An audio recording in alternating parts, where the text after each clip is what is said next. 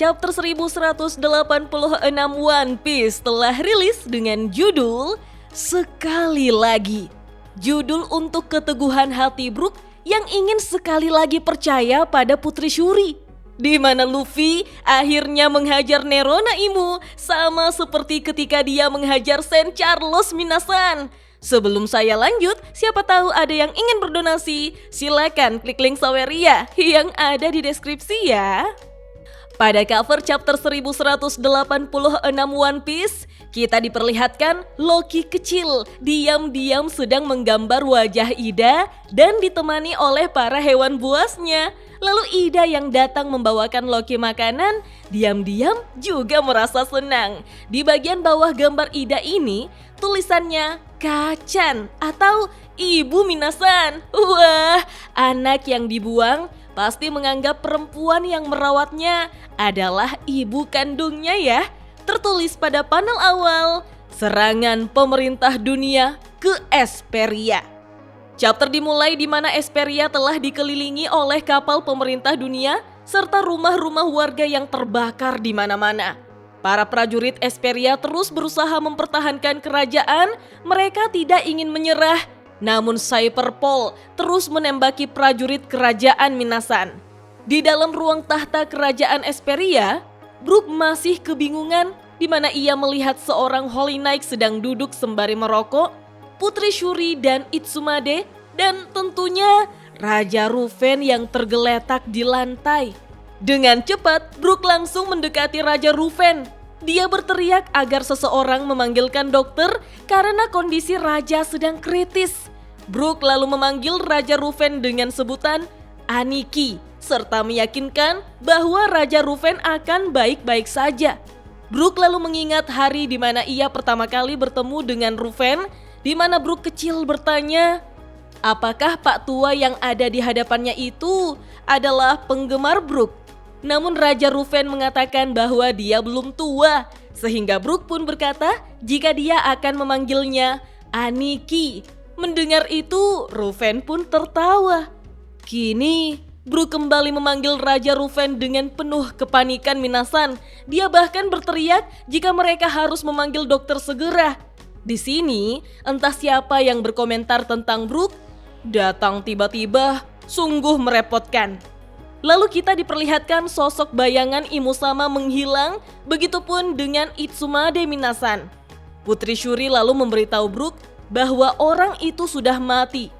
Lalu dengan tatapan penuh amarah, Brook mengarahkan pedangnya kepada pria yang duduk sembari merokok itu. Brook menginterogasinya. Siapa kau dan apa yang kau lakukan pada Putri Shuri? Brook menjelaskan bahwa dia sudah menjaga Putri Shuri sejak masih bayi.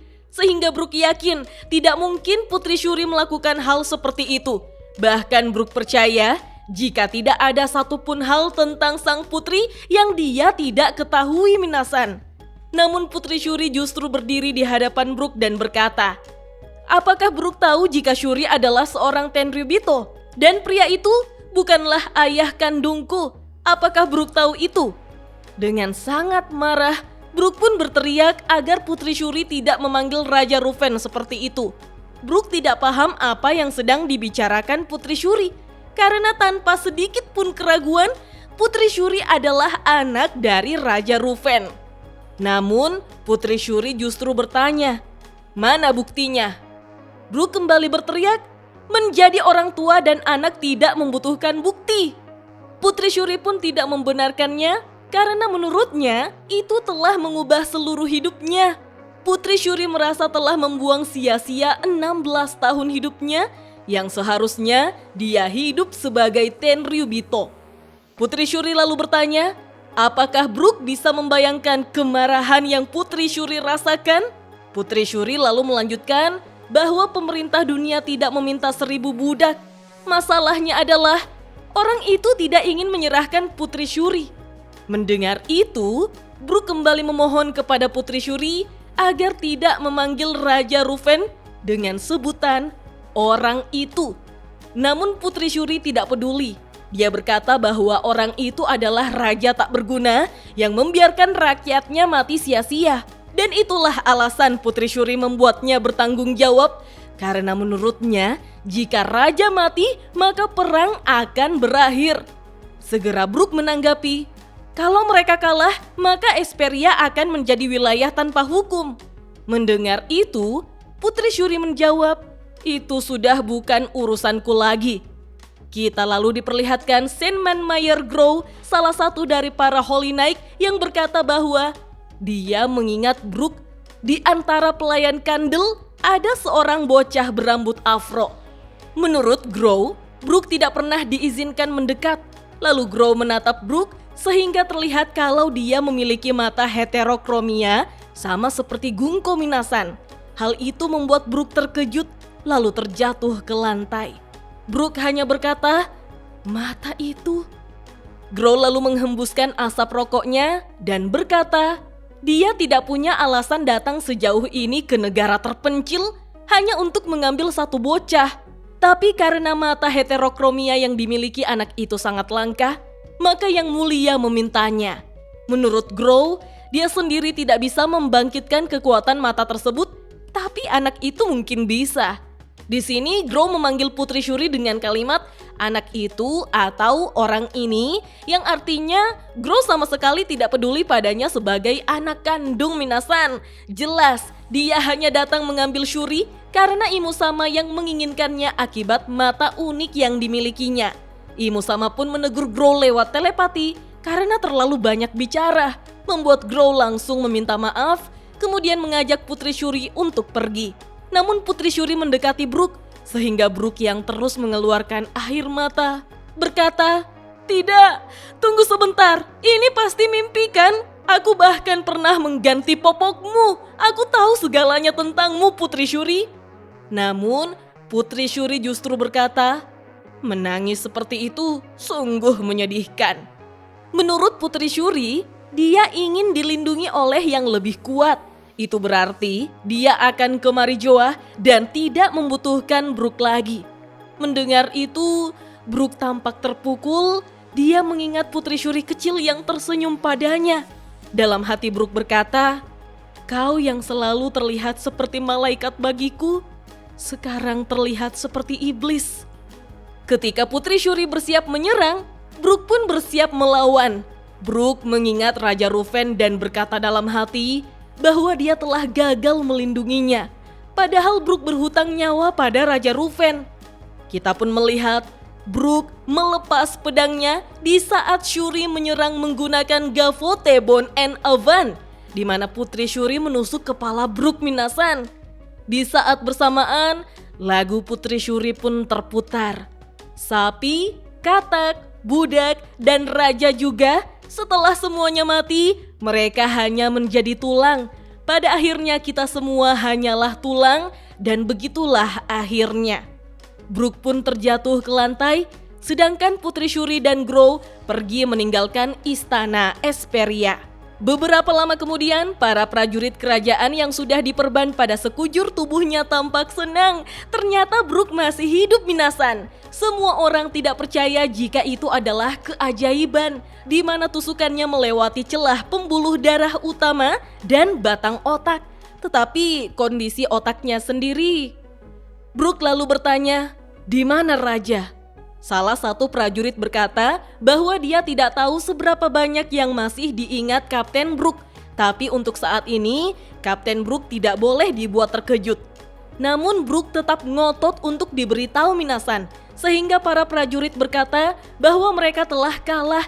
Dan sejak kematian raja, seseorang melihat Putri Shuri dibawa naik ke kapal pemerintah dunia, serta sebagian besar warga juga sudah meninggalkan Esperia. Tiba-tiba, Brook mengingat kembali seluruh kejadian di ruang tahta, lalu dia pun berteriak histeris, membuat para prajurit panik karena lukanya terbuka lagi.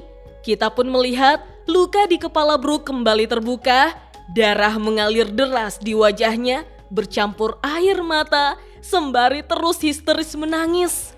Panel lalu kembali ke masa sekarang, di mana Brook memberitahu pada yang lainnya bahwa saat itu dia bahkan tidak tahu bahwa buah iblis itu ada.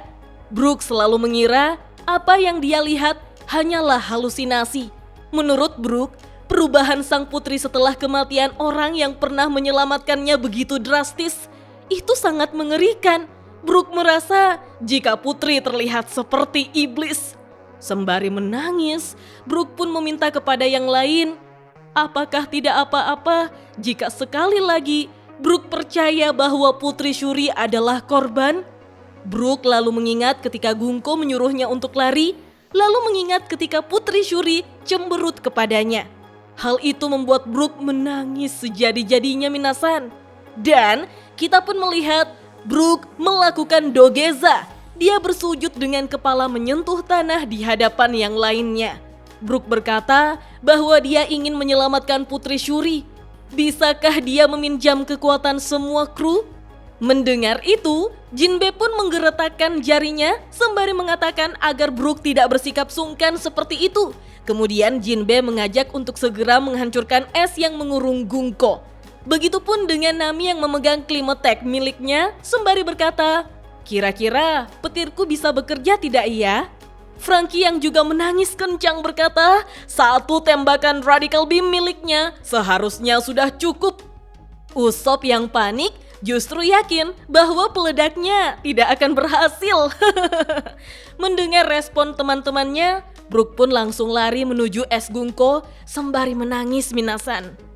Panel lalu berpindah ke sekolah Walrus di mana Luffy sudah kenyang dan bertanya, orang berbahaya itu musuh Elbaf kan?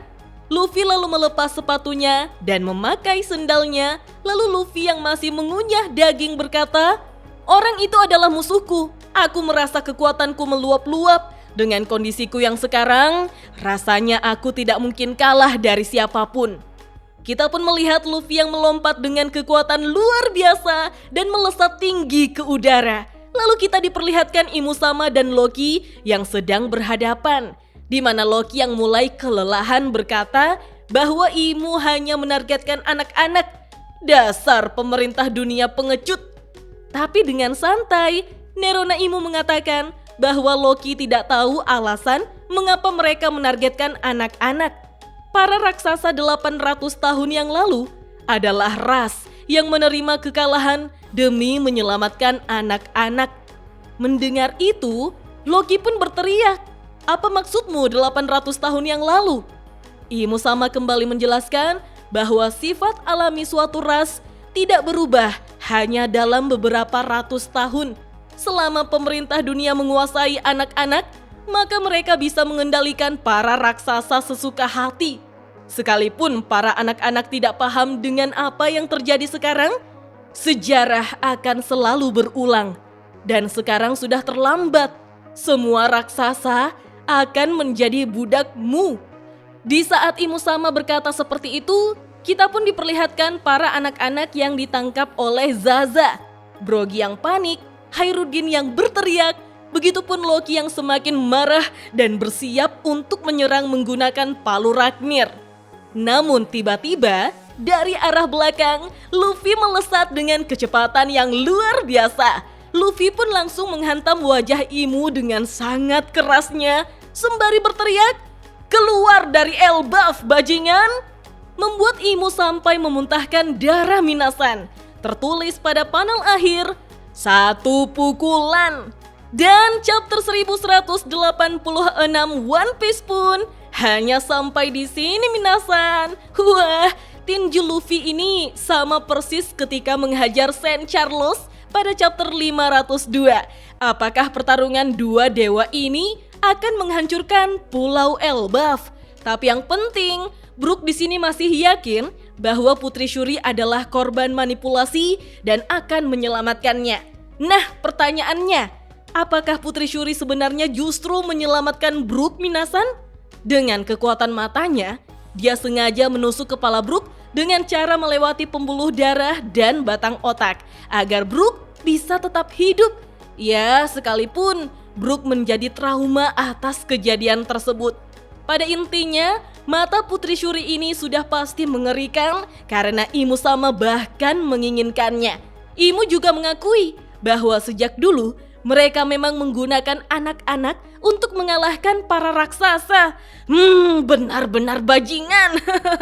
Oh iya, minggu depan One Piece tidak libur. Yata. Oke deh minasan, kita lanjut ngobrol yuk di kolom komentar. Dah.